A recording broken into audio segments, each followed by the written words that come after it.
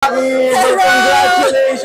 Thank you! Ang ganda ng pelikula, ang ganda ng portrayal mo. Salamat po! Napaka-natural in your voice. Oh my gosh, salamat po! Oh my goodness, we've been doing the show, this musical, for 2 years, noong 2018, 2019. So it feels like, para sa aming lahat, parte na talaga siya ng aming pagkatao. Kaya we're very happy na masashare pa namin ito sa mas maraming tao. This work of art created by Sir Vincent De Jesus, Sir Ricky Lee, and now with the eyes of Director Pepe Jokno. Can I just say, masterpiece talaga ito. And yung mga scenes mo with Hazel and all, grabe, tatak na tatak talaga. Grabe. And we're very grateful, lalo na kasi inalalayan kami in the making of this film. We were singing live and talagang inalagaan nila para maayos yung kwento, maayos yung sound. I was about to say, live din ba yung kanta niyo? Yes po, yes po. We were singing live while we were filming. Grabe din talaga. Ano yung preparation mo dito? Preparation. It's really going back to the script ni Sir Ricky Lee, going back to the notes from Director Ed Lacson, Stage Musical. Tapos ngayon po, it's really just trusting your director. Pinag-uusapan niyo ulit yung character. And I'm very lucky to be working with everyone here. Sa totoo lang, talagang barangay kupang kami. Nung nalaman nyo ng part ito ng MMFF at gagawin pelikula, ano yung reaction mo? Initial reaction? Naloka ko. Initial reaction ko, hindi na ako kakain ng kanin para lumiit ang tiyan, mga ganyan. Kasi malaking screen. Oo. At saka kasi, pangarap lang talaga. Alam mo yung parang, magkakatotoo ba to? Magiging film ba? Until it was announced, talagang lahat kami nagtawagan kami ni Hazel, ni Naomi. We're like, okay, totoo na. Okay sige bukas, hindi na ako mag-rise. So, ganyan na. Diba, first top 4 ata siya na-announce, diba? Yes, opo. And nandun po siya, tama po. And we had to get ready physically for the shoot. Kasi yung reaction ng mga tao kanina, ako rin, talagang pumalakpak talaga ako. Oh my gosh. Diba? Salamat po. Ito na lang yung medyo problem lang dahil parang kay Direk, sabi ata 31 cinemas lang, yung as of this moment what is your reaction? Honestly, if we are gonna be, I hope we can get the support really of the festival para lang fair po sana talaga yung distribution ng films, especially sa mga provinces. Mas marami pong mga tao ang kailangan makapanood nito. Word of mouth.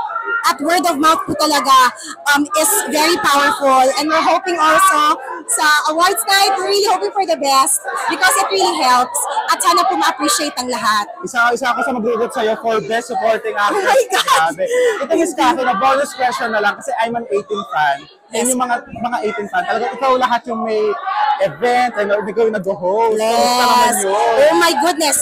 Sorry, pawis ako. Okay, but yes, love ko yung mga 18. In fact, talagang pinaplano ko kung kailan ko pwedeng imbitahin rin yung SB19 because they love musicals. As in, lalo na si Stel, si Ja, they love it. So, I'm very proud to be an 18 because yung mga 18 rin natin magaling mag-appreciate ng art and music. Kaya I hope yung mga 18 can also support and watch this. And also, of course, I want to invite si SB19, of course, Pablo. Last time nag-usap ko ni Pablo, he wants to be part and to create a musical in the future. This will be a perfect inspiration for that. Sana maka-attend sila. Sana po. Sana kasi po. Nga, grabe din talaga yung impact nila. They had 2 OSTs sa MMFF. Exactly. Grabe talaga ang SB19. Party sila ng MMFF. And I hope they can also be part of Isang Himala by supporting our film and watching. Ito, what can you say to them na lang? Message na lang. Okay! Ayan. Hello! Wow! Stel, Ja, Pablo, Ken, and Josh. I hope you guys can watch. Tayo ng Isang Himala. Oo.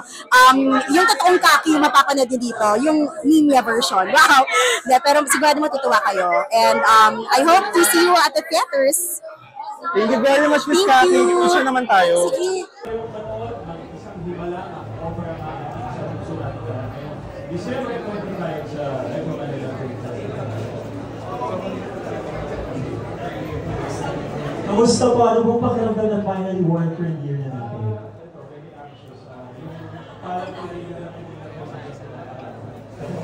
Masaya. Tulad ng sabi ni sigurado sa kanya po talaga po matingyan yung palabas natin. Queen Escalante and Sir David Ezra. Yan sa pinaka-mahusay actor ng ating henerasyon. Maraming salamat po. Thank you po. Salamat po. Salamat. At ngayon, eto na. May nababasa na akong reviews tungkol sa kanya. Talagang yung performance niya daw dito ay pang award-winning talaga. Oo. Di ba? Yes! Yes, totoo. Kaya naman, please welcome ang nag-iisa, ang katangi-tangi, the amazing Miss Kaki Teodoro! Ayan o! Ang ganda! She's wearing red. In character yata si Miss Kaki. Talaga, makikets mo kung ba't yung suot niya, willing ko. Pagkapanood mo ang pelikula nito.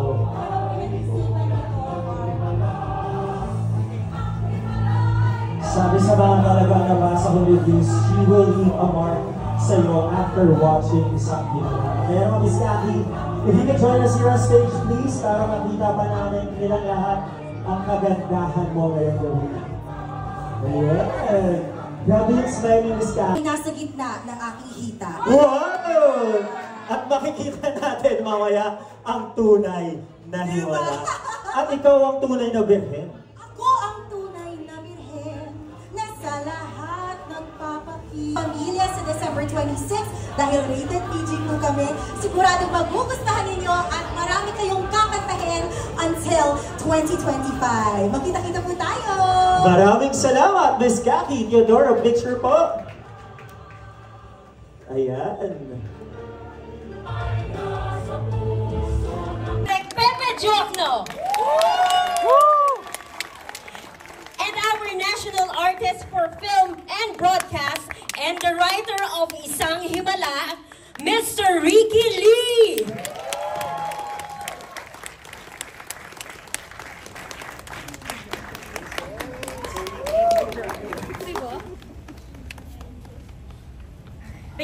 Bigyan naman po natin ng isang masigabong palakpakan!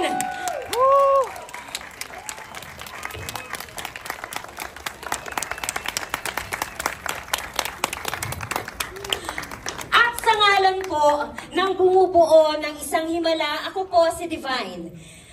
Thank you and see you all at the cinema beginning December 25, 2024. Unahin natin ang Isang Himala sa pagbubukas ng 2024 Metro Manila Film Festival at suportahan po natin ang pelikulang Pilipino. Maraming salamat po!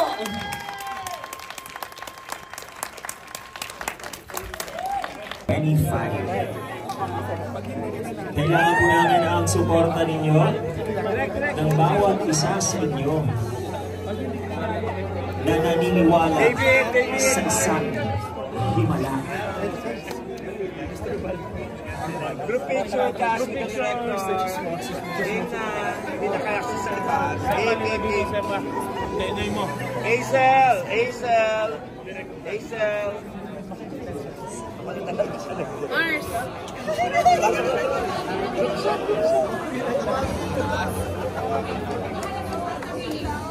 Hazel! Ngayong December 25, tawagin ng lahat dahil may mahalagang pelikulang kailangang mapanood. Ito ang Isang Himala. One more, one, two.